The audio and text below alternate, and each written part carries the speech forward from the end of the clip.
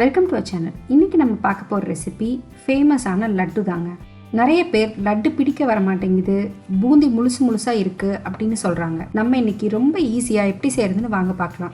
நம்ம channel subscribe பண்ணாதவங்க subscribe பண்ணிக்கோங்க. பக்கத்தில் இருக்க நோட்டிஃபிகேஷன் பெல் ஐக்கான் ப்ரெஸ் பண்ணி அதில் ஆல் அப்படிங்கிற ஆப்ஷன் செலக்ட் பண்ணிக்கோங்க. ஃபர்ஸ்ட் ஒரு பவுல் எடுத்துக்கோங்க. நான் இன்றைக்கி 1 கப் கடலை மாவு எடுத்திருக்கேன்.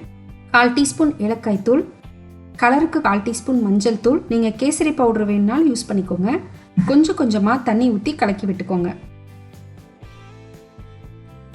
மாவு இந்த பதத்தில் இருக்கணுங்க. உங்ககிட்ட பூந்தி போடுற கரண்டி இல்லைன்னா இந்த மாதிரி வீட்டில் இருக்க ஓட்ட கரண்டியில் நீங்கள் பூந்தி போட்டுக்கலாம். எண்ணெய் நல்லா சூடாக இருக்கணும். மாவு எடுத்து இந்த மாதிரி கரண்டியில் ஊற்றி விட்டுக்கோங்க. பூந்தி வேகாமலும் இருக்கக்கூடாது, ரொம்ப கிறிஸ்பியாகவும் வேகக்கூடாது. நல்லா சூடான எண்ணெயில் ஒரு 1 நிமிஷம் வெந்தால் போதும். பூந்தி நல்லா சாஃப்டாக இருக்கணுங்க. இப்போ எடுத்துடலாம்.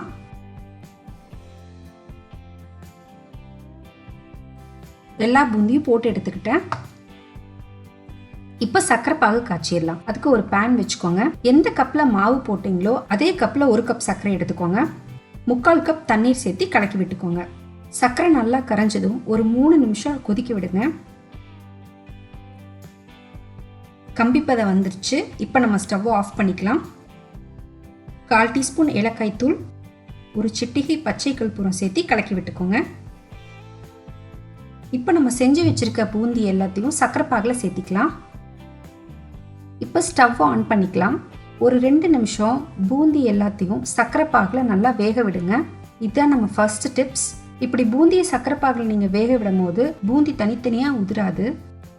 இப்போ நம்ம 2வது டிப்ஸ், கொஞ்சமாக பூந்தியை தனியாக மிக்சி ஜாரில் போட்டு ஒரு பல்ஸ் கொடுத்து அரைச்சி எடுத்துக்கோங்க. அதை இதில் சேர்த்திக்கோங்க. அப்போ தான் லட்டு உங்களுக்கு ஈஸியாக பிடிக்க வரும். 2 டேபிள் ஸ்பூன் நெய்யில் திராட்சை முந்திரியை வறுத்து இதில் சேர்த்திக்கோங்க. பாகு சுத்தமாக இஞ்சிற வரைக்கும் நல்லா கலக்கி விட்டுக்கோங்க. இப்போ இதை நம்ம ஒரு பிளேட்டில் ட்ரான்ஸ்ஃபர் பண்ணிக்கலாம். கொஞ்சம் நேரம் ஆறட்டும். லட்டு சூடாக தான் பிடிக்கணும்னு சொல்லுவாங்க, அப்படிலாம் வேண்டியது இல்லைங்க. இன்றைக்கி நம்ம சொன்ன மாதிரி செஞ்சிங்கன்னா நீங்கள் லட்டு நல்லா ஆறுனதுக்கு அப்புறம் கூட ஈஸியாக பிடிக்கலாம். லட்டு ரொம்ப நல்லா வந்திருக்கு, ரொம்ப டேஸ்ட்டாக இருக்குங்க.